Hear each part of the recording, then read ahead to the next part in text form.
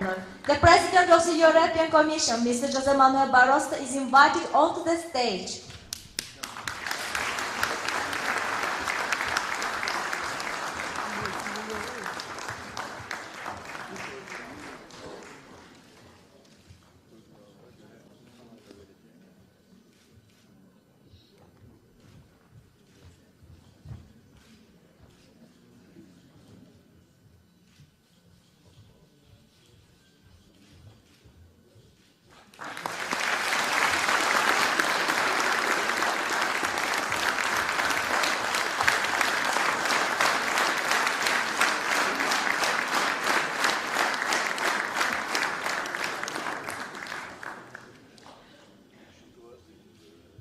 Və nəhayət hədiyyəmizi təqdim edirəm.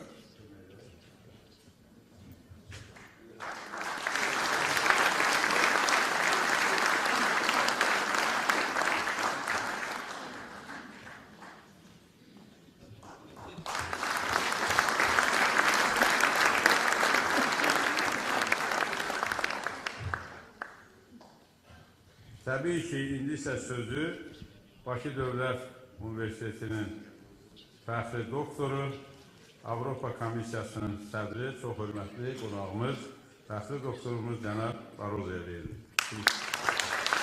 The floor is given to the President of the European Commission, the Honorary Doctor of Baku State University, Mr. José Manuel Barroso.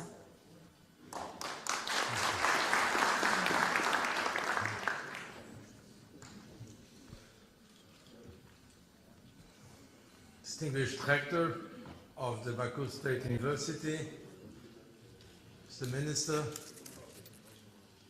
Your Excellencies, Ambassadors, Professors, dear students, ladies and gentlemen, dear friends.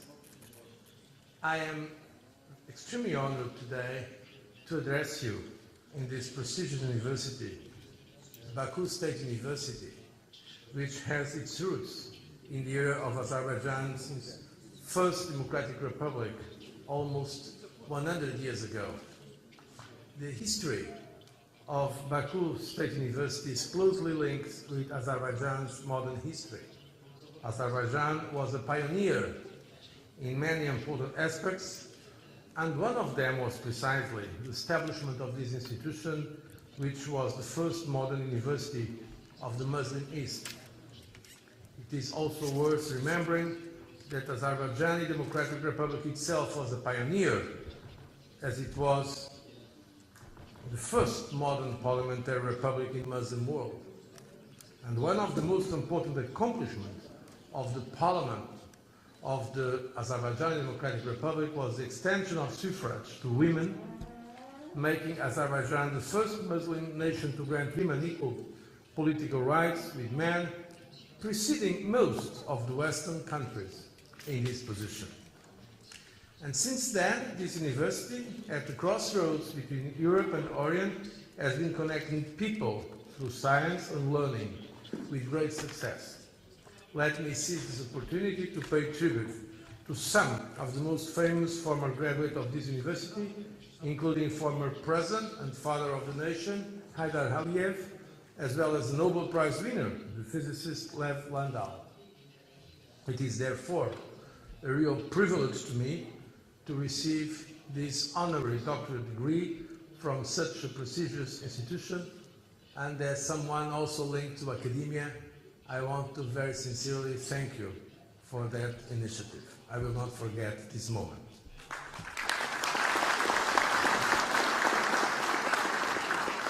Today in my lecture, I would like to, because I had to study for the lecture to have the degree, I want to concentrate on three main points. The great achievement of European integration, Europe's relations with its immediate neighborhood in the context of the Eastern Partnership, and finally, the close partnership and friendship between the European Union and Azerbaijan. General point before. I'm convinced that in the future, when historians look back at the second half of the 20th century, two events will immediately stand out.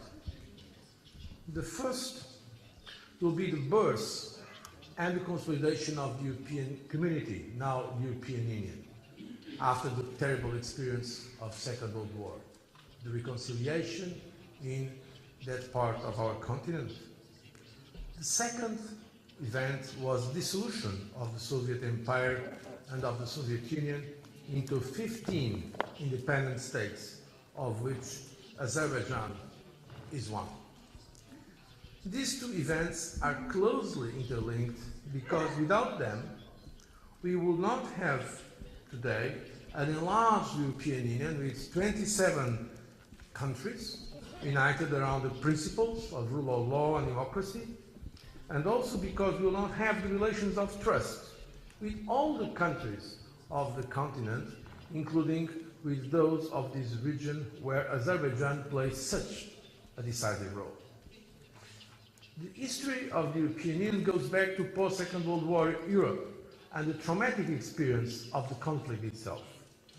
As Europe emerged from the ashes of that war, a number of courageous, far-sighted statesmen from several European countries laid the foundations of a united Europe. Reconciliation between France and Germany, and then 6 countries that launched that great process of economic and political integration. The decision to work together to put away all disputes and pool sovereignty in a supranational organization was crucial to build the European Union that we see today. One should also remember that the process of pooling, putting together, sharing sovereignty started in a crucial area. It started with coal and steel. It started with the area of energy. And this is also what we are also doing today with Azerbaijan, creating more interdependence, closer links in the field of energy. I think this is a very good, promising avenue for the future. So in Europe, confrontation was turned into cooperation, and we have come a long way in 60 years, promoting peace and stability. This was further encouraged by trade, economic integration, sectoral cooperation in an ever-increasing number of areas, not only within Europe, but also internationally. Cooperation made the European Union what it is today, the world's largest and most prosperous regional club in the world. The European Union is also the biggest trading bloc and a very important international player, enjoying diplomatic relations with practically all countries in the world, as well as with international organizations. We are a union of 27 member states, with a population of nearly 500 million.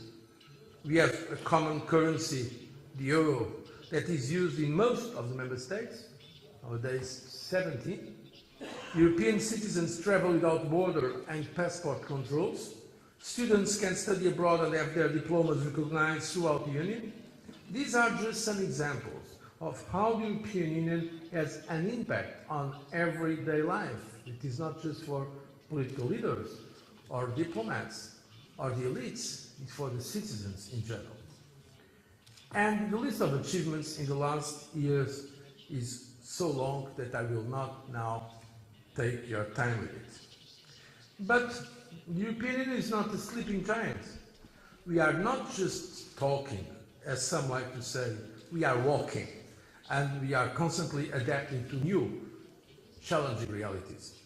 First of all, the European Union has adapted its institutional setting in order to make it fit for the 21st century.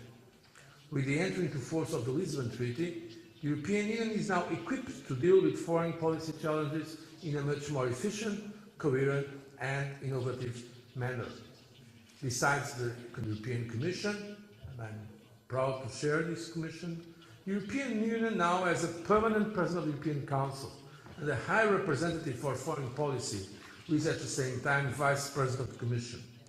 So this makes it possible, in operational terms, to put easier together the competences, diplomatic competences of our member states, and to work together, 27 sovereign states, but working closer together to project our interests and values in the world and to articulate better with our partners and friends like Azerbaijan. The European Union has also greatly strengthened its voice in diplomatic, security, defense, trade and development issues with the creation of a European External Action Service. Our delegations abroad now represent the European Union and hold the permanent European Union presidency, which enhances continuity and coherence. We have also adapted to the new geopolitical realities. With the 2004 and 2007 enlargements, encompassing countries from Central and Eastern Europe, the European Union found itself with many new neighbours, such as Azerbaijan, with different history, but also with ambitions and expectations that are very similar to those of the European member states. The European Union's response to this new geopolitical environment was the launching of the European Neighbourhood Policy, which aims at promoting a true partnership with our neighbours to consolidate stability and prosperity. Now, what does this mean for the European Union's relations